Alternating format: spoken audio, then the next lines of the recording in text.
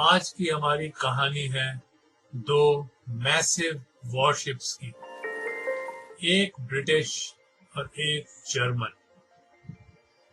तकरीबन 3,500 के करीब इंसानों की मौत हुई उस ट्रेजेडी में। सिर्फ 118 लोग ही अपनी जान को बचा पाए थे। ये घटना घटी थी तकरीबन 60 साल पहले। अब जो है एक चैनल 4 ने एक अभियान शुरू किया है to find these two ships and unravel their mysteries behind their sinking.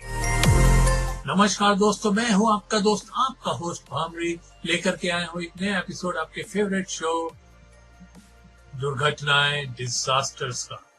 ये शो जो आप हर हफ्ते सुनते हैं आपके favourite internet radio station radio उड़ान पे, क्योंकि है अ फ्लाइट ऑफ लाइफ। और आज के शो की घटना है 1941 की, the sinking of HMS Hood. 24 मई 1941 HMS हुड, जो कि रॉयल नेवी में बिगेस्ट शिप थी, faced the legendary German warship Bismarck.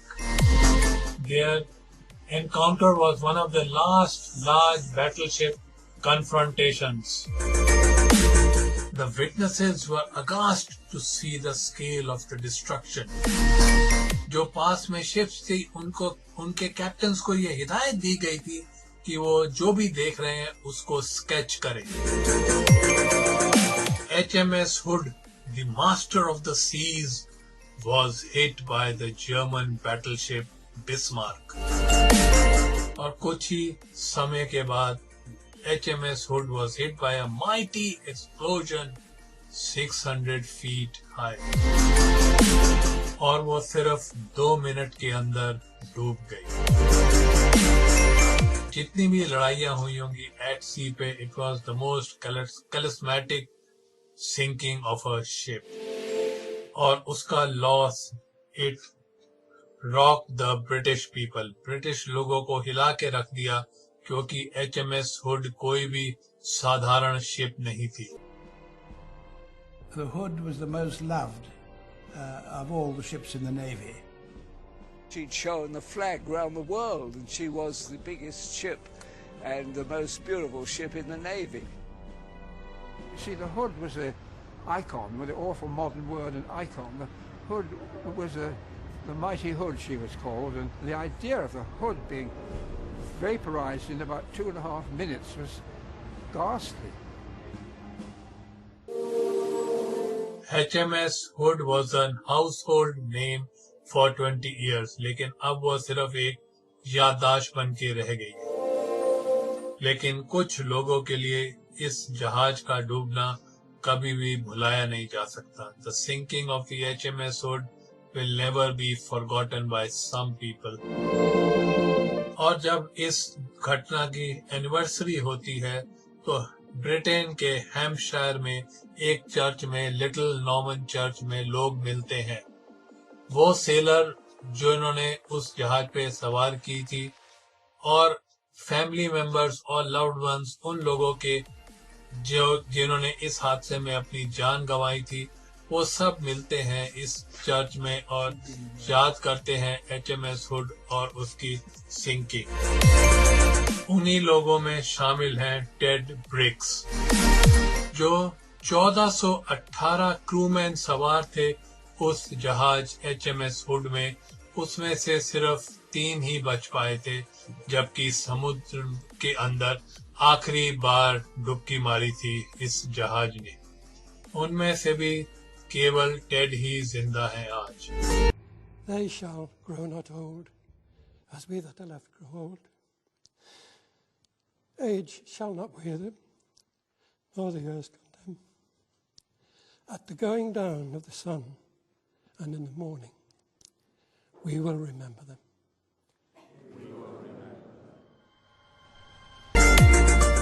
जैसा कि बाकी परिवार वालों के हैं, उसी तरह टेड के पास भी कुछ ऐसे सवाल हैं जिनका कि उन्हें जवाब अभी तक मिला नहीं है। और उन सवालों में से एक सवाल है कि वो जहाज जो इतनी बड़ा था, इतनी अच्छी तरह से प्रोटेक्टेड था, वो कैसे इतनी जल्दी डूब गया। और जो इंक्वायरी हुई थी बाद में इस इंसिडेंट के ऊपर, उसने भी यही कहा कि जो एविडेंस थे वो सब कॉन्ट्राडिक्टरी थे और इनकंक्लूसिव एविडेंस थे। और जो जवाब सामने आए हैं उसके मुताबिक कि उसके डिजाइन में ही एक फ्लॉ था, उसका जो स्टील यूज किया गया था वो बहुत कमजोर था, या फिर जो एडमिरल उस सवार था उस शिप के ऊपर, उसने कुछ गलत डिसीजन लिए थे। लेकिन कुछ एक्सपर्ट्स का ऐसा भी मानना है कि हुड के जो रियर मैगजीन थे या उसके एम्यूनिशन स्टोर थे, वो ही हिट कर गए थे बिस्मार्क की फायरिंग के बाद, जिसकी वजह से एक बहुत जबरदस्त धमाका हुआ और उसने उस जहाज को टुकड़ों में तोड़ दिया। लेकिन टेड के पास एक और सवाल है जिसका जवाब वो पिछले कितने ही 61 सालों से ढूंढ रहे हैं कि ऐसा क्यों हुआ कि खाली सिर्फ वो और 2 और उनके साथी ही बच पाए थे इस हादसे में। द पोर्ट्समouth नेवल वॉर मेमोरियल, उसमें जो 1941 का साल है, it is dominated by the lost sellers of the hood.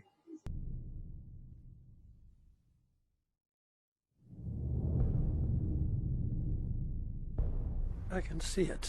I can see it all happening again. And the main part I remember is the bows, standing like that, going down, and not another soul in sight anywhere. Not even the other two. I didn't see them until it was all over. But I just couldn't get over it. I just couldn't believe it. लेकिन अब इतने सालों के बाद कुछ आशा की किरण जागी है टेड के लिए और बाकी जो परिवारजन के लोग हैं जो कि इतने सालों से किसी जवाबों का वेट कर रहे थे, उन सब के लिए एक रे ऑफ होप जागी है। American born David marks is the director of blue water recoveries और उनके पास एक बहुत ही रेयर एक्सपर्टीज है और वो है कि शिप रेक्स को ढूंढना और उसके बाद उनको रिसर्च करना कि आखिरकार क्यों वो शिप्स डूबी, और वो भी जो डीप ओशन रिसर्च होता है उसके बाहर के जो आउटर लिमिट्स पे शिप रेक्स है उन्हीं को ढूंढना और उनको एग्जामिन करना, इन्वेस्टिगेट करना उनकी रेयर एक्सपर्टीज है। और उन्होंने अपने करियर में अब तक तकरीबन 40 शिप रेक ढूंढे हैं for cargo companies and different governments. और उनका एक सपना भी है जिसको कि बाकी लोग कह रहे हैं कि यह बिल्कुल नामुमकिन है, और वो सपना है to locate and film the wreck of mighty HMS Hood. वो तकरीबन 6 सालों से पब्लिक रिकॉर्ड्स के दफ्तरों में चक्कर काट रहे हैं और फिर फाइनली उनको जो है वाइटल क्लूज मिल ही जाते हैं जिनकी वो तलाश कर रहे थे। एक शिप, ब्रिटिश शिप जो कि इस बैटल को शैडो कर रही थी, उसके भेजे हुए ट्रांसमिशंस मिल जाते हैं HMS नॉर्फॉक के। This is the received wireless transmission from Norfolk. Actually, we have two here. When I finally stumbled across these 2 pages, it really gave me the confidence that we could find Hood. I mean, these were the key things. Our confidence is largely based on the quality of these positions. Their first source, they're from a ship, you know, right on the heels of the battle. They've updated their position. They've checked their position. They had great motivation to try and get the most accurate position because they knew lives depended on it. And so it couldn't get really any better than that. और David ने अपने Sussex के दफ्तर में आके ये सारे जो क्लूज थे उनको एक नेवल चार्ट पे मार्क किया। So this is essentially my manual re-navigation of the action, all the ships involved, and all the primary and secondary clues for the sinking position. You know, there's no such thing as a treasure map with an X on it, and you go there, and that's where the treasure is, or that's where the wreck is. They don't exist. all the factors that influence that, the accuracy of that position, the size of the vessel, the stability of the vessel, what the weather was like. You know, these are approximate. There's error involved in that, whether it's potentially 3 miles, 5 miles, 10 miles, and we make a judgment on what we feel the error is. And on the basis of that, we sort of draw up what we call our search box. HMS Hood जो है, it lies in the treacherous part of the water between Greenland and Ireland, and it also lies 2 miles below the surface of, और उसको ढूंढना और उसके बाद उसको film करना, ये बहुत बड़ी अचीवमेंट हो सकती है अगर ये लोग सफल हो गए अपने अभियान में तो। Unlike commercial wrecks, battleships are not open for salvage.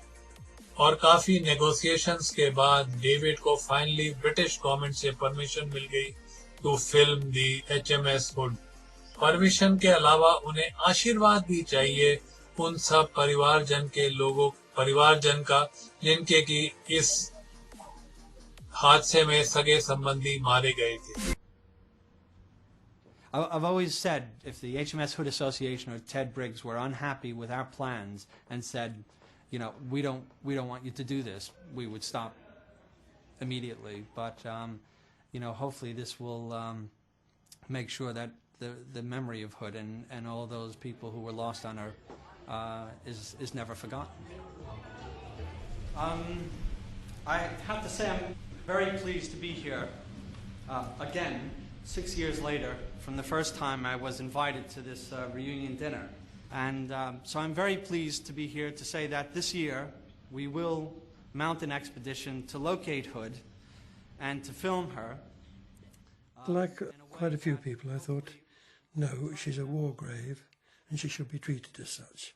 And it wasn't until my own chum said to me afterwards, he said, what's your objection? And that's, well, you know, war grave and all that type of thing. And he said, well, if you went into a graveyard and took a photograph of your mother's grave, would you regard that as a desecration? And it was a result of that that I thought, well, hang on a minute, it is really a good thing. Should we go upstairs? Yeah. Now the stage is set for an historical event which might turn out to be very remarkable if everything goes out as per the plan. Channel 4 ने agree किया कि वो इस project को fund करेंगे, लेकिन शुरुआत से ही क्लियर हो गई एक बात कि ये प्रोजेक्ट तब तक कंप्लीट नहीं होगा जब तक कि इस हादसे के दूसरे पहलू जो है उसको भी एक नजर ना डाला जाए उसके ऊपर, और वो थी German battleship Bismarck. The biggest German battleship ever built, Bismarck, उसको पहले भी ढूंढ लिया गया था 1989 में, जबकि कि अंडर वाटर वीडियो टेक्नोलॉजी अपने शुरुआती दिनों में थी और बहुत ही क्रूड थी।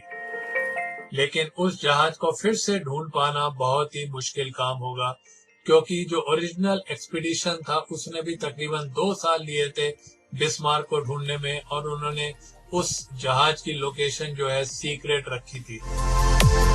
वो सतह से तकरीबन 3.5 मील की गहराई में थी और बहुत ही ट्रेचरस टेरेन में थी, एक अंडर वाटर माउंटेन रेंज के बीचों बीच वो थी। 2001 कॉर्क आइलैंड। डेविड जो है एक बहुत ही बढ़िया टीम इकट्ठी करते हैं और दुनिया के जितने भी अंडर वाटर एक्सपर्ट्स थे उनको लिया जाता है टीम में, और जो भी अंडर वाटर टेक्नोलॉजी थी, लेटेस्ट टेक्नोलॉजी को भी हेल्प ली जाती है इस एक्सपीडिशन के लिए। उनका प्लान था कि पहले ओशन बेड पे सोनार से चेक करें और सोनार के बाद जो है एक रिमोट ऑपरेटेड व्हीकल ROV को नीचे भेजा जाए, जो कि न्यूक्लियर सबमरीन की जो कि गहराई होती है उससे 5 गुना ज्यादा गहराई पे जा सकता है वो ROV, और वहां जाके वो सब शिप्स को फिल्म करेगा। these are very expensive expeditions. A lot of people invest a lot of time and effort into going out and first off being successful in finding it. That's one thing.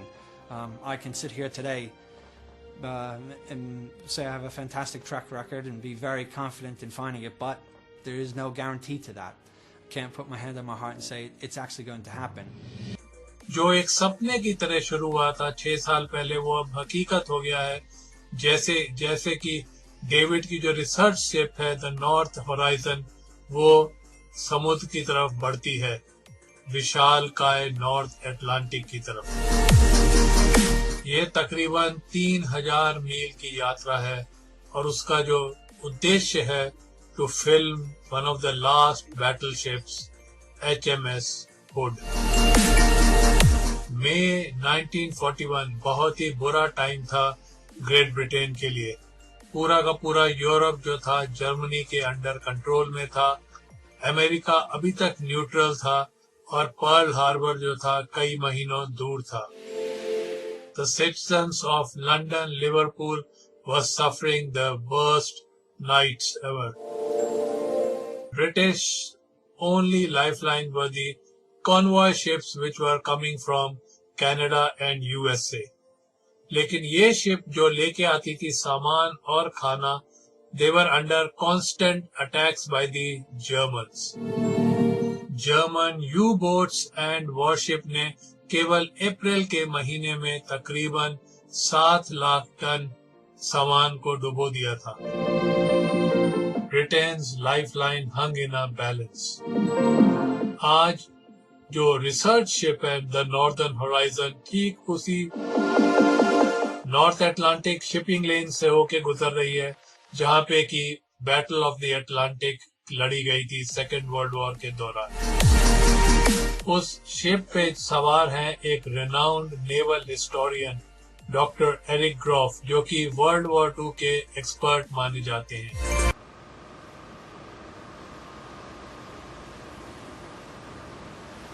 It costs the same to transport 1 ton of coal from Australia to England as it does to transport it from the port to the power station. That gives you some impression of the enormous advantages of transporting things by sea. And so therefore, if you can control that mode of transport, particularly if you're fighting a maritime empire like Britain in the 1940s, you've got your fingers on the enemy's jugular. And that's what the Battle of the Atlantic was all about.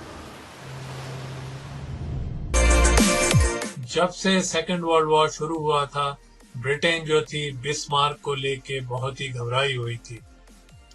1939 में ये launch हुई थी Bismarck और बहुत ही ताकतवर ship थी और उसको समझा जा रहा था कि it would be a fatal threat to the northern Atlantic lifeline. Bismarck जो थी 790 फीट लंबी थी, उसके ऊपर 8 मैसिव 15 इंच की गन्स थी, 13 इंच का आर्मर था और उसकी टॉप स्पीड थी तकरीबन 30 नॉट प्रति घंटा। ऐसा माना जा रहा था कि वो कभी डूबेगी नहीं। It was the world's biggest mightiest military ship, लेकिन वो अभी तक ऑपरेशनल नहीं हुई थी।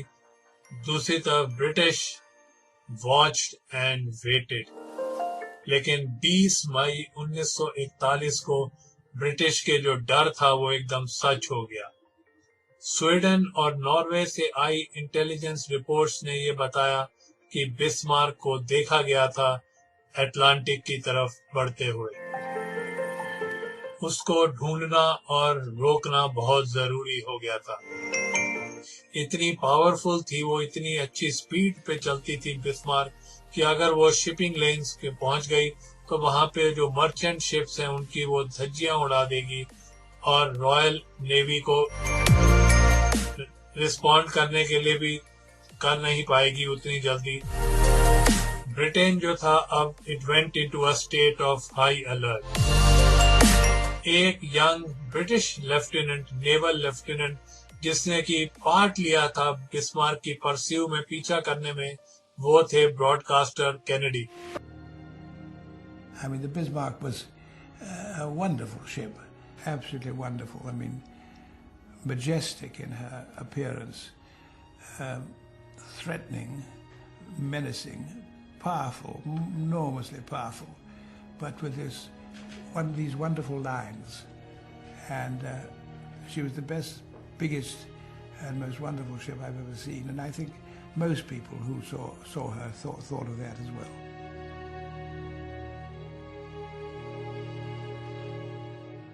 But she had to be destroyed. I mean, if she got out in the Atlantic, I mean, I don't say we were finished, but we'd been up against it. 2 दिन तक British ships और उनके aircraft Norwegian coast का मुआयना करते रहे to locate Bismarck. एक long range British Spitfire ने बिस्मार्क को ढूंढा था और उसकी एक फोटोग्राफ भी ली थी, लेकिन वो फिर रात के अंधेरे में गायब हो गए। टेंशन जो थी इस समय बहुत ही हाई थी। ब्रिटिश ये सोच रहे थे कि बिस्मार्क किस जगह से अटलांटिक पहुंचेगा और उनके सामने 4 पॉसिबल रूट्स दिखाई दे रहे थे जिनको लेके कि बिस्मार्क नॉर्दर्न अटलांटिक में पहुंच जाए। ब्रिटिश क्रूजर्स और छोटी फास्टर शिप्स जो थी उनको बहुत दूर के रूट्स में भेजा गया to patrol and look out for Bismarck, और ये भी हिदायत दी गई कि अगर वो बिस्मार्क को देख पाते हैं तो वो कुछ नहीं करेंगे, सिर्फ उसको फॉलो करेंगे और रेडियो बैक करेंगे अपनी पोजीशन, जिससे कि the bigger ships with larger guns can reach the spot where Bismarck is there. जो होम फ्लीट थी that will cover the other 2 routes. HMS Hood और एक नई naval ship Prince of Wales को भेजा गया था to patrol the area south of Ireland, और जैसे ही वो अगर बिस्मार्क को स्पॉट करते हैं तो उसको लड़ाई में एंगेज करना उनका काम था। जो क्रू था वो बिल्कुल भी परेशान नहीं था और बहुत ही कॉन्फिडेंट थे वो HMS हुड को लेकर। 21st of May we left Scapa Flow, and there were strong rumours going around about a battleship being out. We weren't unduly impressed because we'd had so many false alarms. Not least Ted Briggs, जब वो मात्र 13 साल के थे तब उन्होंने पहली बार HMS hood को देखा था और वो बहुत इम्प्रेस हुए थे इस जहाज से, और उनका एक सपना था कि वो एक दिन इस जहाज पे सर्व करें अपने देश के लिए। Well, she was the pride of the British fleet, and she was the be-all and end-all, as far as the Navy was concerned. But Hood's reputation was earned in his time. कितने ही सालों से hood ने दुनिया भर का सफर किया था as a symbol of the British naval power. 1918 में लॉन्च हुई थी HMS हुड और तब से वो एक बहुत ही सिंबल मानी गई थी। It reigned supreme in the battleship diplomacy. तकरीबन 860 फीट लंबी ये जहाज जो था एक सिंबल था रॉयल नेवी के, और उसके जो थे it was the biggest ship in the royal navy, और उसकी जो वर्ल्ड माइट थी, नेवल माइट, उसका एक सिंबल बनी हुई थी HMS हुड। 1923 और 1924 के बीच में HMS हुड ने पूरे ब्रिटिश एम्पायर का दौरा किया था। तकरीबन 40,000 मील चली थी वो, और उस पे तकरीबन 7 लाख विजिटर्स आए थे उस जहाज को देखने के लिए। Hood was a subtle reminder of who ruled the waves. जो भी उसके डेक्स पे पार्टीज या गेम्स हुआ करते थे, लेकिन उस सब के बावजूद it gave a subtle reminder to all to who ruled the waves. If you wanted something to appear on a cigarette card, on the front of a magazine, in a film or something, if you wanted a symbol of Britain's remaining naval supremacy, at least as top equal with the United States, then HMS Hood provided it. Imperial symbol she might have been, but by 1941 she was old technology. वो first world war के दौरान design की गई थी और उसका construction शुरू हुआ था ग्लासगो में 1916 के अंदर। लेकिन कुछ समय के बाद इस जहाज के ऊपर काम रोक दी गया, क्योंकि बैटल ऑफ जंकलैंड में जर्मन नेवी ने 3 ब्रिटिश बैटलशिप्स को डुबोया था और ब्रिटिश नेवी ने उनको लगने लगा था कि जो उनकी शिप्स हैं उनके डिजाइन में ही कुछ फ्लॉ है। ऐसा लगने लगा था कि ब्रिटिश शिप्स में जो डेक आर्मर है वो उसकी कमी थी। For decades, the ships used to have a heavy side plate or belt armor.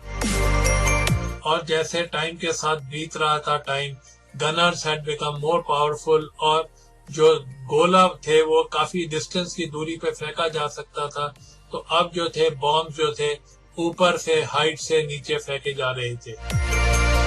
Bill Jurens is a forensic expert and an advisor to the US Navy.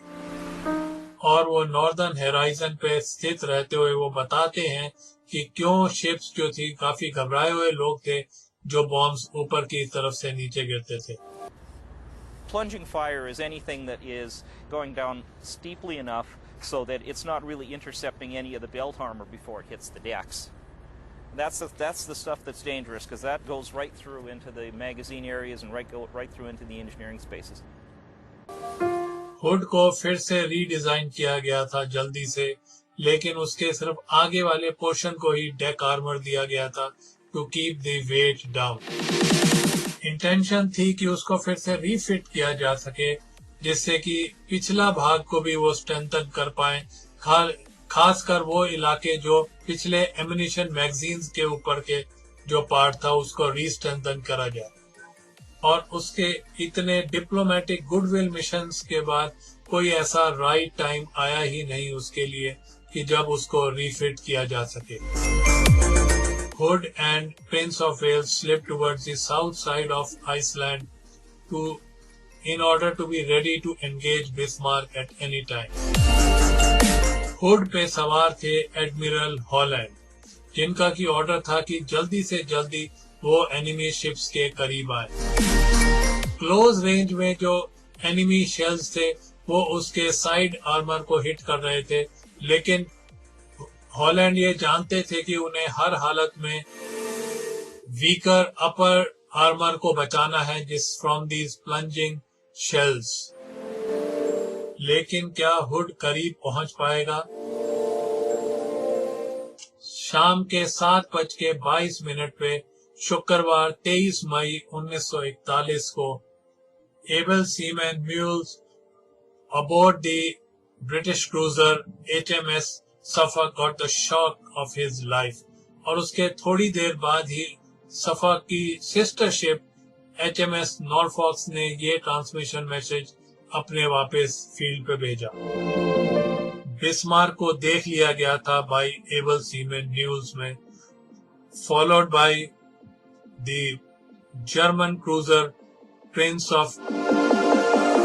Bismarck के साथ था एक heavy German cruiser Prinz Eugen and they were trying to slip into the Atlantic through the Denmark strait. Suffolk और Norfolks ने जो है Bismarck को follow करना शुरू कर दिया और वो उसकी पोजीशन दे रहे थे HMS हुड और प्रिंस ऑफ वेल्स को। लेकिन एडमिरल हॉलैंड ने रिप्लाई नहीं किया क्योंकि उन्होंने सोचा कि वो एक इंटरसेप्शन कोर्स पे चलते हैं बिस्मार्क के, जिससे कि अगर वो रेडियो साइलेंस रखते हैं अब तो वो बिना बताए किसी को पहुंचे बिस्मार्क को इंटरसेप्ट कर सकते हैं। ऊपर हुड के ब्रिज पे the things started to happen. 18 वर्षीय टेड ब्रिग्स ने अपने एक सीनियर ऑफिसर से एक सवाल पूछ के पनिशमेंट को भी रिस्क किया था इस time. Well, the enemy report came through, and I said to the flag lieutenant, what is actually happening? He said, "Well, we've got the enemy report, and we shall be in action within the next few hours." And it was then that we realised that yes, we were going into action, and it wasn't just a rumour. We were absolutely thrilled. There's a thrill went through the whole ship. Didn't realise what it was going to be like. लेकिन रात के समय सफॉक lost Bismarck in a snow squall. रात के 2 बजे Holland को ऐसे लग रहा था कि जर्मन जो है बहुत ही करीब आ गए होंगे, क्योंकि उनको रेडियो साइलेंस हो गया था. उनको पता नहीं लग पा रहा था कि इस वक्त बिस्मार्क कहाँ है. लेकिन रात के 2:47 पे रेडियो फिर से बोलना शुरू हुआ और सफोक ने बताया कि उनको फिर से कांटेक्ट हो गया है बिस्मार्क के साथ. हॉलैंड के जो नेविगेटर्स थे वो एकदम स्प्रैंग इनटू लाइफ और वो बेस्ट पॉसिबल इंटरसेप्शन प्लॉट करने शुरू कर दिया उन्होंने बिस्मार्क के लिए. बिस्मार्क और प्रिंस ओएगन सिर्फ 15 मील दूर थे, लेकिन वो हुड और प्रिंस ऑफ वेल्स से आगे चल रहे थे थोड़ा. एडमिरल हॉलैंड ने डिसाइड किया कि वो इस गैप को कम करेंगे और अब दोनों शिप जो थी अपनी टॉप स्पीड पे चल रही थी, तकरीबन 30 नॉट प्रति घंटा. सुबह के 5:37 पे Holland decided to make his move. उन्होंने अपनी शिप्स को घुमा के एकदम फुल स्ट्रेट अहेड करा जर्मन शिप्स की तरफ. He was desperate to get in close to avoid plunging shells. The ideal situation for the British would have been to do this. That is, cut in front of Bismarck and then being able to fire with all of their guns while Bismarck could only engage with 1 or 2 of her forward guns. In reality, the Germans, having seen this becoming a possibility, could just simply turn this way and negate that. So that's a tough one. Holland ended up coming up like this in a kind of pursuit curve, trying to catch Bismarck from behind.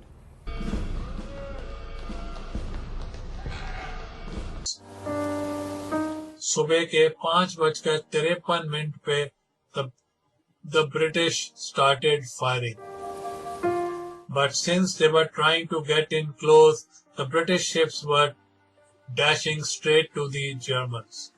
लेकिन जो Holland की जो front Gunners थी उनको ही proper view मिल रहा था of the German ships का, और हॉलैंड को ये भी डिसाइड करना था, एग्जैक्टली ये डिसाइड करना था कि उनको कितने पास जाना चाहिए to avoid plunging enemy shells. और उसके बाद वो साइड डाउन आ सकते हैं जिससे कि उनकी सारी गन्स को एक प्रॉपर व्यू मिल जाए फायरिंग करने का. He was only seconds away from his ideal position. Holland was closing the range as rapidly as he could. Both ships are quite fast, keep in mind. And he was just at the stage where he felt that he was in close enough now that he could turn a little bit more broadside to and open up the arcs of his after guns. And it was just as that turn was being started or completed that the fatal shell hit the hood. जो witnesses थे इस battle के, उनके मुताबिक they don't agree with the port turn. कई कहते हैं कि वो the ship was in the middle of its turn, और कुछ का ऐसा मानना है कि उसने टर्न किया ही नहीं था बिल्कुल भी. If Hood had taken the complete turn, then its side armor would have taken the brunt of the attack and it would have survived. लेकिन ऐसा कभी हुआ ही नहीं था. एक फिल्म भी ली गई थी फ्रॉम द प्रिंस ओरेगन, जो कि दिखा रही है कि Bismarck was firing on HMS Hood. Each time it fired, a total of 8 shells weighing around 1 ton each left the Bismarck with the speed of twice the speed of sound. उनको करीब 10 मील की दूरी तय करनी थी, लेकिन टाइम जो उन्हें लग रहा था वो अंडर 30 सेकेंड्स लग रहा था उनको बिस्मार्क से HMS हुड तक पहुंचने में.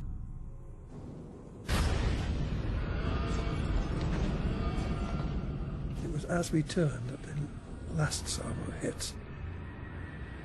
We were thrown off our feet, and all I saw was a whacking great sheet of flame that shot around the compass platform.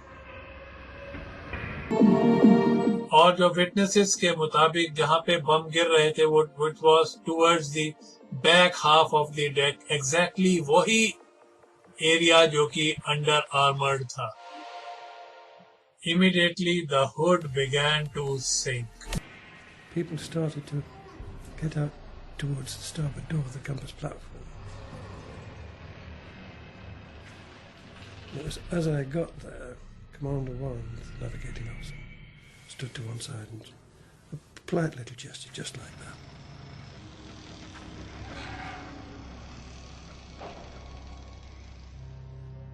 And that sticks out. Ted Briggs और उनके कई साथी like Commander Warren were able to reach the upper decks, लेकिन वो जल्द ही जब ship डूब रहा था तो इतना सक्शन हुआ था कि वो वापस उसी में ही फिर भी they were pulled down. And I'd given up. I'd lost all the terror and all the fright. I was just accepting it. My lungs had got to bursting point, I think. And I just... And that was when I shut up. At the very point of death, Ted Briggs was somehow pulled to the surface. किस तरह वो surface पे पहुंचे, इस सवाल का जवाब वो आज तक नहीं जानते. I was about 50 yards away from it. And it was towering way above. मई के उस बहुत ही खतरनाक दिन के अंदर टेड ब्रिक्स ने यही सोचा कि he would be the last person to see the mighty hood ever. HMS hood की जो फाइनल डेस्टिनेशन है, फाइनल लैंडिंग स्पेस है, वो है ठीक ग्रीनलैंड और आइसलैंड के बीच में. डेविड मर्क्स और उनकी टीम जो नॉर्दर्न होराइजन पे स्थित है, they are arriving at a perfect day. लेकिन क्या वो हुड को ढूंढ पाएंगे? It is just like a needle in a haystack. जो डेविड का सर्च एरिया है वो है तकरीबन 600 स्क्वायर माइल्स. और पहले जो उन्होंने खोज शुरू करी है वो है सोनार के द्वारा. ये दोस्तों एक ऑर्डिनरी सोनार नहीं है, ये इतनी गहराइयों में जाएगा जहाँ पे कि बहुत कभी इंसान पहुंच भी नहीं सका है. इतना जबरदस्त प्रेशर में जाएगा जहाँ पे कि अगर सबमरीन जाए तो वो टूट टुकड़े हो जाए. और एकदम ठंडे पानी में, एकदम अंधेरे पानी में ये जाके नीचे टेस्ट करेगा अपने. उसकी जर्नी है अटलांटिक ओशन के एकदम तले तक जाना, जो कि तकरीबन सतह से 2 मील की गहराई में है. It's a relief that that's done. Now, you know, it's just a matter of driving the ship straight, and, you know, we should know our answer in about, well, in about 6 to 7 hours, whether we're right or not. ये जो northern horizon है, ये अपने search area में एकदम parallel lines पे ऊपर या नीचे जाएगा और उसके पीछे होगा तकरीबन 4 मील की केबल. जब सोनार उस समुद्र तल के ऊपर चल रहा होगा तो वो कॉन्स्टेंटली इमेजेस भेजता रहेगा वापस शिप में. और जब सोनार नीचे की तरफ जाएगा तो डेविड, बिल और एरिक ने they are preparing themselves to see what the sonar will send. वो इस आइडिया को भी कंफर्म करना चाहते हैं कि बिस्मार्क का एक शेल जो था हुड के रियर एडमिशन मैगजीन पे जाके लगा था, और अगर ऐसा उनको एविडेंस मिल जाता है तो उनको जो शिप मिलना चाहिए वो 2 टुकड़ों में बटा होना चाहिए इस जगह से. A 15-inch round going through the foretop probably wouldn't have intercepted the ship at all. Right, probably in at least 2 pieces, and there could even be a third piece, a large piece. Whatever the case, there is going to be a lot of debris on the seabed because, you know, she suffered a catastrophic, you know, sinking, and she sank very fast. So, in that sort of instance, you would expect just by the violence of the sinking, a lot of her deck equipment could be, you know, sort of washed away. Railings will be ripped off. The funnels could be gone. The superstructure could be gone. We don't know whether she's turned over or not. If she has, it's extremely likely that all of the turrets have come out. सोनार जो है अब अपनी operational depth पे पहुंच गया है, जो कि है समुद्र के तल से 350 मीटर ऊपर। शिप जो है अपने सर्च एरिया में ऊपर नीचे चक्कर काट रही है और डेविड जो है जो नीचे से इमेजेस आ रही हैं उसको देखने के बाद एकदम ट्रांसफिक्स हो गए हैं। My speciality is interpreting images. And yeah, I have a background in geology, so if you want to tell the difference between a wreck and a rock, it's good to know what a rock looks like. As a geologist, that helps. लेकिन जो search area है, it is very massive. It is larger than a major city. और जो भी line इस search area में बनाई जाती है, वो बनने में तकरीबन 10 घंटे लगते हैं उस लाइन को बनने। और पहली लाइन जो है वो बनती है रात के 1:20 पे और उनको हुड के बिल्कुल भी कुछ भी नामो निशान नहीं मिला है इस रन में। और जब शिप को वापस टर्न अराउंड कराया जाता है तो वो तकरीबन फिर से 5 घंटे लगते हैं because of the 4 mile cable. अगला टर्न जो है फिर से शुरू होता है सुबह के 6:30 बजे and everyone is determined to be at their post. इस टर्न में कुछ उनको अलग सा दिखाई देना शुरू होता है अपने सोनार में। Holy shit. Can't believe it. Yeah, we've got it. I mean, there's a shadow there. It could be. We have to let this play out. It feels too big, and it has some signs. लेकिन ये एक false alarm निकलता है। David का जो zoology का background है वो बताता है, जो कि बाकी लोग नहीं पहचान पाते, कि यह कोई सिर्फ एक पत्थर, it is a rock outcrop. Whales come and track the ship on its bow side, which is considered to be a good omen. On line 3 out of a possible line 15, the sonar picks out something which is man-made. 2 pixels wide, isn't it? It's too early to say because we haven't seen anything else, but it's definitely extremely hard. This red here means that it's essentially returning 100%. That scale there is his intensity scale. He's looking at a different set of colors than we are. And red is 100%. So that thing is as hard as you could possibly measure with the sonar. This could be, the first bit of debris, and there's the wrecks on the other side of it, or we're going to start seeing things coming up. But it's definitely the type of thing we're looking for as a clue, the first clue.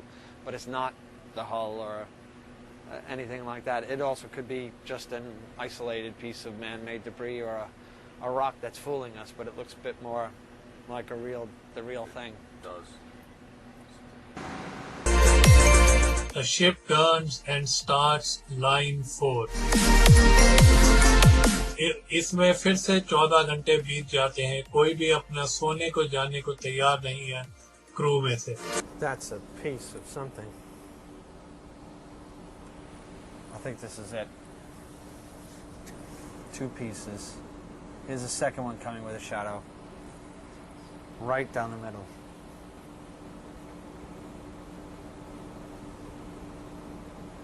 That's it.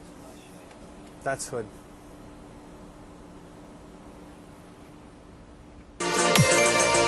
और अब 60 वर्षों के बाद ऐसा लग रहा है कि शायद HMS हुड को ढूंढ लिया गया है, लेकिन उसको कंफर्म करने के लिए जो इस मिशन की आंखें हैं, द रिमोट ऑपरेटेड सबमर्सिबल, उसको अब नीचे भेजा जाएगा to investigate further.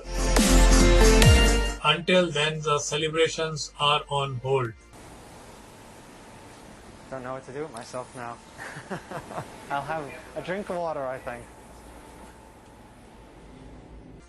The final high-definition sonar uses a unique map, and it gives us the picture of the thing which is away from the human eye for generations.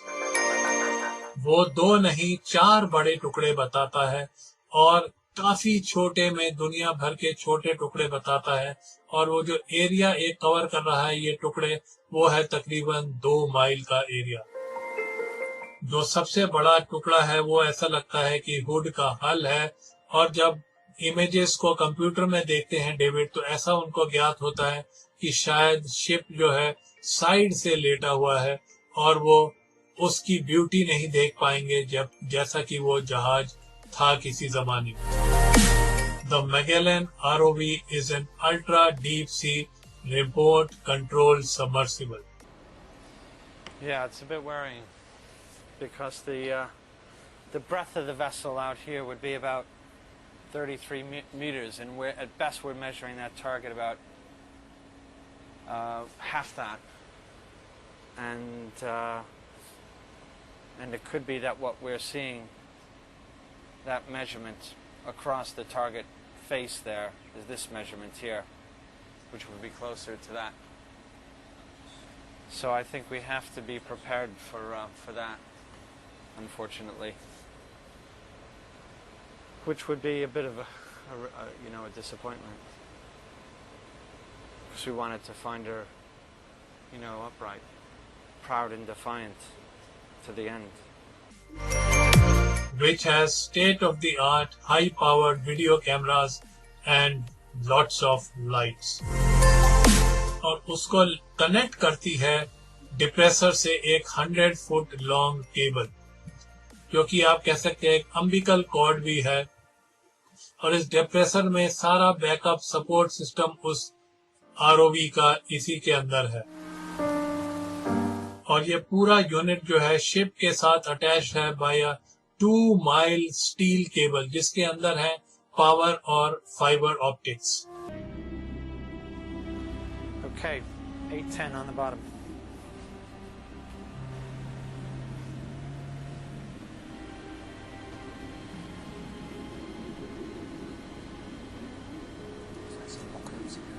Yeah, Dave, everything around us, we're covered up. I'm on a 225-foot range now. Okay, I think in the sort of big scheme of things, we should try to see if we're in one of these debris fields, because if we are, then we know the wreck is to the south.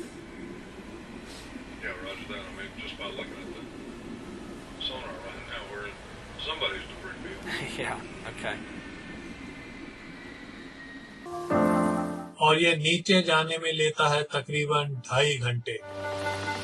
The ROV moves towards the biggest part of the debris, और पूरे समुद्र तल पे कितने ही टुकड़े बिखरे हुए हैं। ऐसा नॉर्मली नहीं होता इतने गहराई के पानी में, लेकिन यहाँ पे जो है टीम को एक बहुत ही हाई करंट महसूस हो रहा है, and it is stirring up silt and affecting visibility. You're going to see a lot of that twisted metal. और तभी नजर आता है इनको एक बहुत ही बड़ा मेटल का टुकड़ा। Jesus, look at that. Whatever that is absolutely just folded and thrust up. It's like peeled open like a can opener.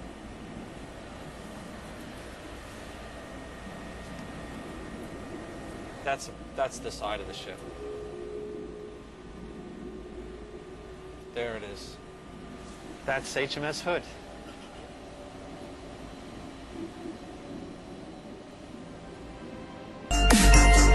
David Merckx and his team watch in awe the first video pictures of the sleeping giant.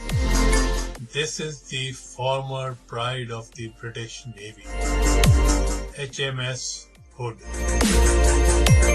And now David had promised to make a phone call.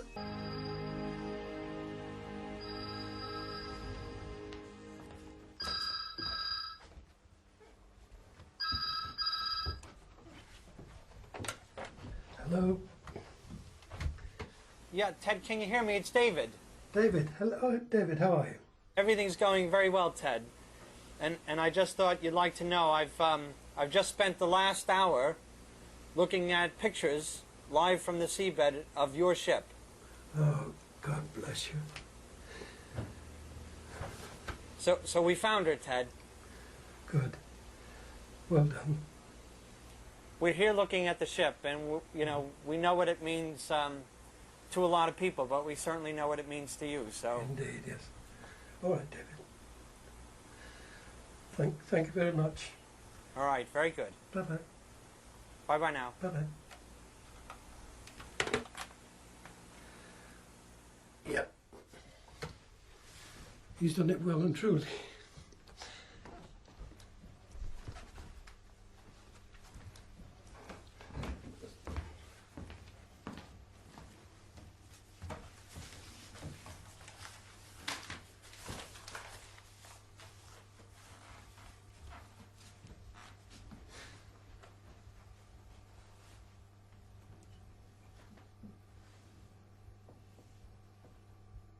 Ted Briggs is the sole remaining survivor of the Hood. He came into the Channel 4 newsroom to see those pictures of the ship on which he served as a teenaged ordinary seaman on that appalling day 60 years ago.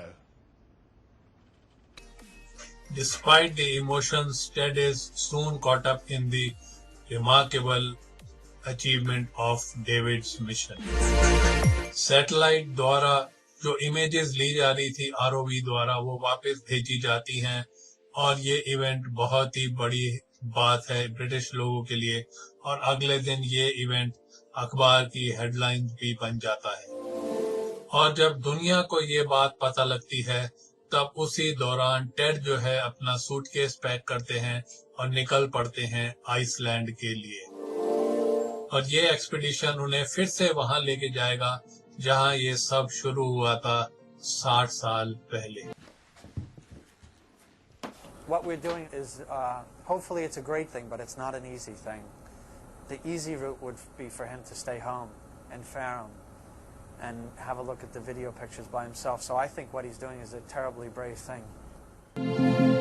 With only their 5th shot fired in a combat, the gunners of Bismarck hit and sank HMS Hood at a distance of just 10 miles. उन्होंने कैसे इतनी जल्दी ये deadly accuracy achieve करी? जो German cruiser Prinz eigen से film ली गई थी वो साफ दिखाती है कि कैसे दोनों शिप एक दूसरे को डुबोने का प्रयास कर रही थी. Jeffrey Brooks was the gunnery officer on HMS Prince of Wales. Aboard the only survivor British warships of the Second World War, HMS Belfast, Jeffrey Brooks explain करते हैं कि कैसे युद्ध के दौरान शिप्स एक दूसरे के ऊपर टारगेट हिट कर रही थी. मूविंग टारगेट जो भी थे वो हिट कर दिया करती थी. वो टारगेट जो काफी दूरी पे होते थे. Until about 1908 or so, all the guns were fired, laid and fired and everything from actually at the guns. But this wasn't very satisfactory because in the middle of an action when there's smoke and shells and water spouts and God knows what not, it's very hard for the men controlling the guns to concentrate. So somebody had the bright idea of shoving a director very high up in the ship. On the gun director were mounted 2 range fighters, दो बहुत बड़े telescope which were mounted 30 feet apart. और ये दोनों telescope target के ऊपर ही mark करते थे और इन दोनों के बीच की जो डिस्टेंस थी वो देती थी रेंज. और ये जो ऑपरेटर था उसकी स्किल के ऊपर डिपेंड करता था कि वो दोनों टेलीस्कोप को एक ही साथ टारगेट पे कैसे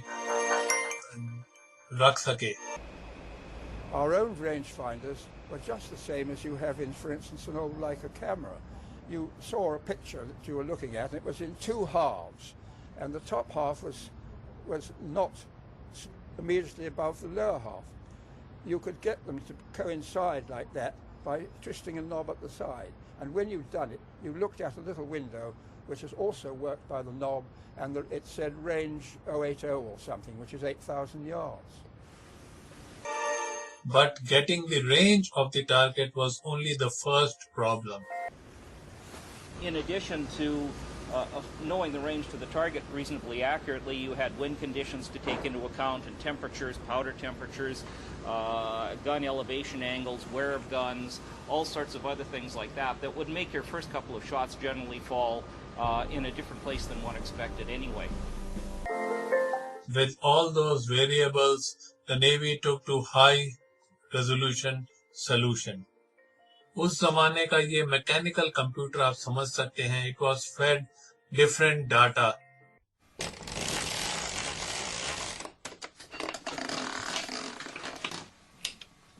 Well, here we are in the transmitting station, TS for short, which is if the director was the brains of the gunnery system, the TS is really the heart. I haven't been in a thing like this for 59 years. This is a very early type of mechanical computer. If you could see inside it, this thing is absolutely solid to the ground with differentials and cams and electric motors and cogwheels and heaven knows what not. And they all are worked by these things. They can't do it because that's clamped shut. But there are men standing all around here putting on various parameters. This early mechanical computer was fed various data. The air temperature, the wind speed, the range to the enemies, and it was manned by 8 persons. And it constantly gave us the angle at which the guns have to be set to hit the target. It was very, very reliable. It must have cost millions. चाहे कुछ भी हो cost इसकी, लेकिन the battleships were never at rest. Firing from a moving platform was a very difficult task. दोनों side जो हैं 100 shell में से सिर्फ एक ही शेल ऐसा होता होगा उनके पास जो कि वो सीधा टारगेट पे जाके लगे. Getting shots on target is very largely a matter of luck. That Prince of Wales got several hits and Hood got none, where Hood was a fully worked up ship, fully experienced, and Prince of Wales was full of new people, indicates exactly how sporadic and erratic the whole thing is. Good gunnery counts in the long run statistically, but in the short run of engagements like that, it depends very much on how the gods are feeling that day. It's the fog of war. Timing in this clash of titans was very crucial. Only seconds before Hood could turn her 10-inch side armor towards the German ship, she was hit. जो Bismarck के Gunners थे वो बहुत ही qualified और trend थे अपने time के लिए, लेकिन वो भी बहुत लकी समझे जा सकते हैं कि उनके सिर्फ 5वें शॉट पे ही इतना लीथल ब्लो हिट किया था HMS Hood को. I mean, this is obviously a broken end. We don't know whether it's the bow is broken or we know the stern, the after end is broken, but whether the bow in addition is broken. Atop the research vehicle, the Northern Horizon, David Mans और उनकी team जो है बहुत amaze हो रही है, बहुत हैरान हो रही है to see the devastation on the Hood's main hull. A wreck is a very appropriate thing to call this, what we're looking at, because it is a wreck. It's just, very sad sight. जो ROV उन्होंने नीचे भेजा था उससे जो images आ रही हैं उससे जो है धीरे धीरे उन सवालों के जवाब मिल रहे हैं जो कि पिछले 60 सालों से किसी को पता नहीं थे. जो शिप का स्टर्न है यानी कि पिछला भाग जो है वो एकदम गायब है फ्रॉम द मेन हल. इससे वो थ्योरी कंफर्म होती है कि एक्सप्लोजन हुआ था शिप के पिछले भाग में, और जो ऑल अलोंग द हल वो वहां पे भी काफी डिवास्टेशन है, जिसका ये कारण है कि जो सडन सिंकिंग की वजह से जो प्रेशर क्रिएट हुए थे उस वजह से वो जो मेन हल है उसके साइड्स में भी काफी डिवास्टेशन है. As the hull went up and submerged, the engineering spaces imploded, and then the hull girder, which is usually a very large thing, gets really squashed down into like a piece of rope, and then it just twists off. That's a sign of a catastrophic implosion, a truly catastrophic implosion. It's like being crushed in a giant fist. And then when the plating gives way, the general result is instantaneous. The water does not come in like in a flood, like you picture somehow, sort of water pouring in your watertight door. The water comes in, it's like a slug, it's almost like a solid piece of steel. It just takes everything in its path. So, as I say, the end is very quick, it's very merciful, but the confusion below decks must have been awful. Laying in some odd position in a ship that's now vertical, lights are out, strange things are coming off the bulkheads and falling all around you, and there's this horrible noise, probably louder than you can tolerate, and the pressure in the compartment is going up as it's being squeezed, and then in the wink of an eye it's over. The giant steel hull of the hood is now a large, twisted and torn metal. और एक theory जो कई सालों से चल रही थी उसका इस बात से जवाब मिल जाता है कि जो स्टील हुड का था वो बहुत कमजोर नहीं था. Before it cracked up, it twisted a lot. और जब ROV शिप के फ्रंट साइड में जाता है तो वहां पे भी एक आश्चर्यचकित बात होती है. जैसा कि पिछला भाग मिसिंग था इस हल से, वैसे ही शिप का जो अगला पार्ट है वो भी मिसिंग है इस हल से. जो ROV है अब जो टुकड़े बिखरे हुए हैं वहां पे घूम रहा है, जिससे कि जो शिप के जो दोनों मिसिंग पार्ट्स हैं वो किसी तरह खोज पाए वो. और एक बात हमें याद दिलाता है कि ये जो था किसी जमाने में वर्किंग शिप हुआ करता था. टॉर्पीडोज, इलेक्ट्रिकल इक्विपमेंट और सबसे ज्यादा इम्पोर्टेंट सेलर्स की वर्क पोस्ट. और इस ट्विस्टेड मेटल के ढेर में है the very heart of the ships life, the railing point for her sellers, और वो है उस जहाज HMS हुड की bell. Sticking out from the ocean bed is a large piece of metal, जो कि है उसका stern, जो पिछला भाग है एक शिप का. और उसके बाद होती है एक remarkable discovery. One of the 4 large pieces of metal turns out to be the hood's front lookout platform. A giant 600-ton cylinder just in front of the main bridge. और ये हिस्सा जो है मेन हल से तकरीबन 1.5 मील की दूरी तक मिस्टीरियसली पहुंच गया है. और टीम अब ये सोचने पर मजबूर हो जाती है कि क्या शिप में एक से ज्यादा एक्सप्लोजन्स हुए थे. Is it possible in any way that after this aft 15-inch and 4-inch went up, that somehow, while it was still connected, that was enough to somehow ignite something in the forward section, that once she submerged, it actually did explode again? जो ROV की images आ रही हैं उससे ऐसा साबित हो रहा है कि फ्रंट के अगले भाग में भी कोई एक्सप्लोजन हुआ था, और ये कंपेल कर देता है डॉक्टर एरिक ग्रॉफ को कि वो फिर से एक बार जो हिस्टोरिकल एविडेंस है उसको एक बार मुआयना करें उनके ऊपर. I've been looking again at some of the evidence at the inquiry, and 1 or 2 sailors on Prince of Wales said they thought they saw outward and visible signs of an explosion taking place in B turret, which would be actually more or less under the bit of ship we've just seen blown by some force or other, a very long way from the rest of the wreck.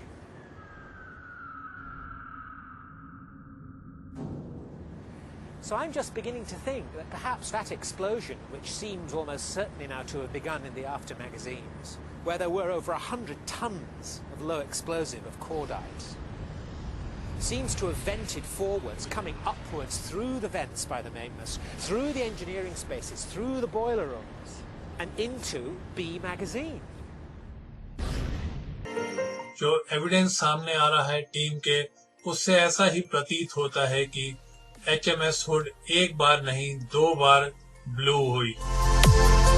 जो पिछले भाग के एमिनिशन magazines थे उन्होंने start करी एक बहुत ही massive inferno जिसकी वजह से कि जो आगे के हिस्से का भी पार्ट है वो भी एकदम ब्लो आउट हो गया था। But when you think about it, that's 200 tons of explosive going up. That's a huge explosion, almost like a small nuclear weapon. And again, this accounts for one of the mysteries that we did come out to solve. Why was it that only 3 people survived? Well, if you have the entire ship exploding, no wonder only 3 people survived. HMS hood के एकमात्र survivor Ted brooks अपनी journey शुरू करते हैं Iceland के लिए और वहां से फिर वो सेल आउट करेंगे द नॉर्दर्न होराइजन के लिए। और जैसे ही वो आइसलैंड के लिए अपना प्लेन बोर्ड करते हैं, the ROV under water submersible is hit by a mechanical failure. Yeah, we've just had a GFI on the ROV. That's a ground fault interrupt, and you can see all of our video cameras are blank. And so they were recovering the vehicle in that process when it happened. And it's always a worrying thing. It just went out without any warning. Or we have no hint of what happened. And hopefully it's not a serious problem, but that could always be a serious problem. If anything, it's going to be a nasty recovery because now they've got to do a dead vehicle recovery and the weather's not good. But Ron Schmidt, the head oceanographic scientist engineer, is more cautious. Generally concerned whether there's anything on the end of the string. The possibility is always there. You put something in the water, you never know if you're going to get it back. Every recovery is dangerous. This one probably more so than others. A, because we're dealing with a pretty good sea state, pretty good swell out there, and B, because we've got a vehicle we can't control right now. It's essentially a clump weight. Therefore, when we get it to the surface, we can't drive it around on the surface. We can't control it in any means possible. और बिना ROV के ये expedition ही खत्म हो जाएगा क्योंकि there would be no video filming। और Ted Briggs का जो प्लान था वो चाहते थे कि इस शिप के साइड के ऊपर एक रीत ले करें अपने फॉर्मर कोलीग्स के लिए, कॉमरेड्स के लिए। वो भी खटाई में जाता दिख रहा है without ROV। Ted Briggs, the only survivor of HMS Hood, reaches Iceland और वहां से वो एक ओशन गोइंग टग पे सवार होते हैं जो कि उनको आखिरी के 250 मील लेके जाएगा उस जगह पे जहां पे उन्होंने अपने आखिरी बार अपने उस जहाज को देखा था, HMS हुड को देखा था। 60 साल पहले टेड ब्रिक्स और उनके 2 साथी सर्वाइवर जो थे उन्होंने तकरीबन 3 घंटे उस बर्फीले पानी में बिताए थे। I didn't think I was going to come through because we're getting colder and colder and bitterly cold, and the sea was not good.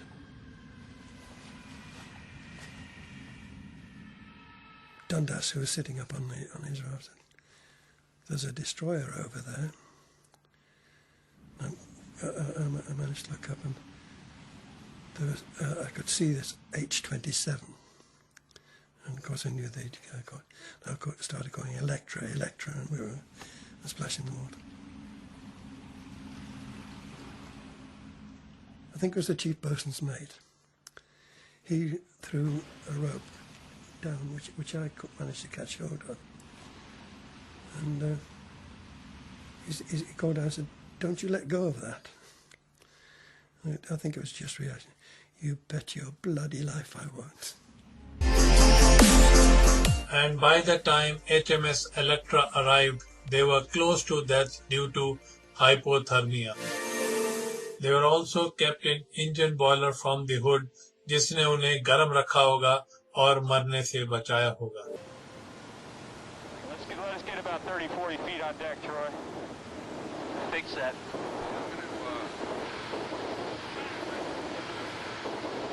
Ease up. और टेड अभी सिर्फ एक ही दिन की दूरी पे है फ्रॉम द नॉर्दर्न होराइजन। जो ROV है उसको अटलांटिक ओशन से बाहर निकाल दिया गया है, लेकिन जो उसकी 2 मील की केबल थी, it has unscrewed from the depressor chamber the main heart of the main area where all the backup for the ROV is there. Easy, coming right. Once we got on deck, we found this, which is it's the main umbilical that the vehicle hangs by. And what happened was there's such a strong current down there, it's causing the depressor to spin around, and it started to unscrew the termination. Just never happened in 12 years with this system, so it just spun it until it ripped it right in half, and another 3 turns and would have lost the whole shooting match. But we got it back on deck, and we made some modifications to the termination so it won't unscrew, so everything should be good now. Hi, Melissa, how are you? Yeah, everything's well. I just wanted to see how everybody made the trip and how Ted is. ROV को अब पूरी तरह repair कर दिया गया है और फिर से उसे नीचे भेजा जा रहा है और डेविड मर्क्स अपने दूसरे टास्क के ऊपर अब कंसंट्रेट कर सकते हैं. वो है the arrival of the HMS Hood's lone survivor Ted Briggs का. और 24 घंटे की जर्नी के बाद टेड ब्रिक्स उसी जगह पे नॉर्दर्न होराइजन को देखते हैं जिस जगह पे 60 साल पहले उनका खुद का जहाज डूबा था.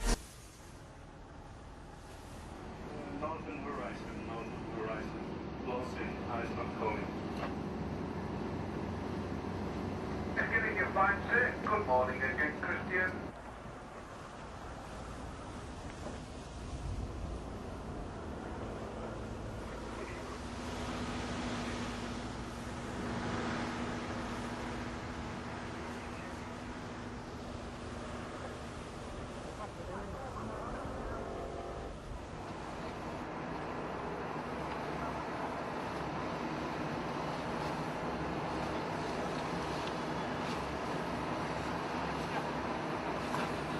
Glad to see you. It's fantastic, isn't it? Yeah, it's great. We did it. We're gonna get there. David अब डिसाइड करते हैं कि safest way to take Ted Briggs is in a rubber dinghy in a protective suit.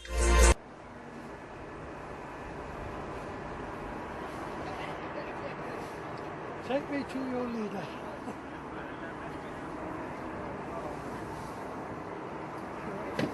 Come on, Dave. Come on, Dave. Now, look, the ribs. No. Take him away from the side.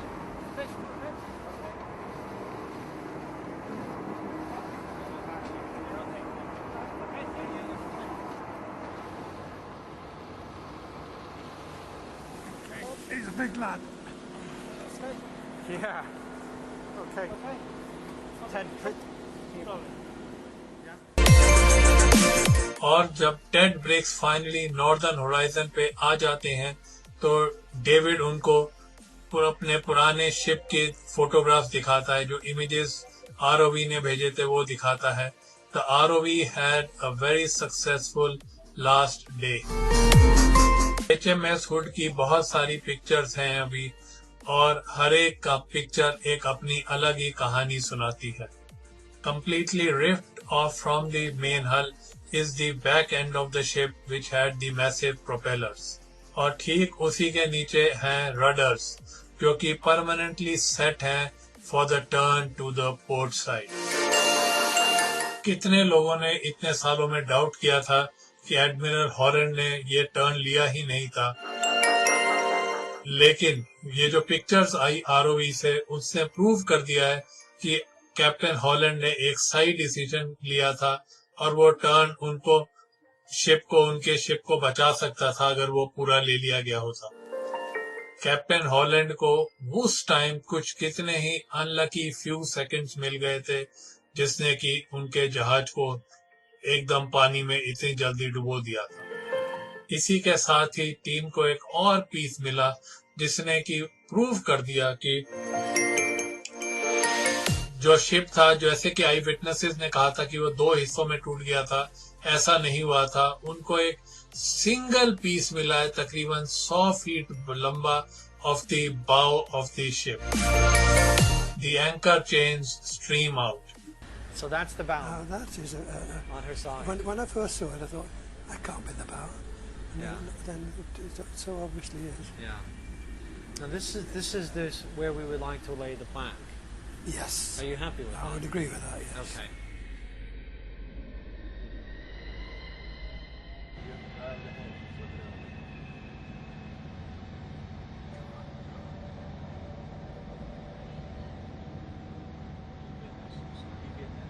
Well done, Troy.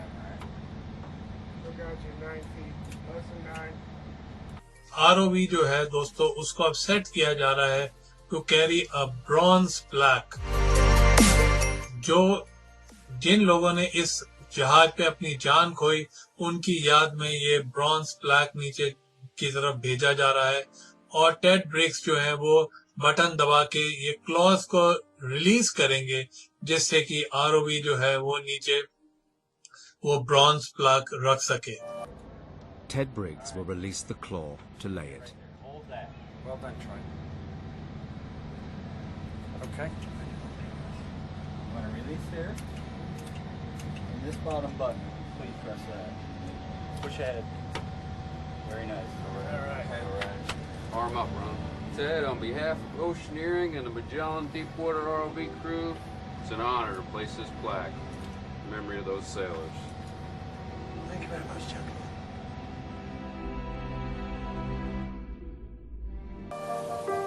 और at last there is a memorial on the battlefield beneath the waves और उस plaque पे लिखे हैं 1415 लोगों के नाम जिसने उस दिन 24 मई 1941 को इस जहाज पे के साथ अपनी जान खोई। And this expedition has told the newer generation of the sacrifices which those sailors made 60 years ago.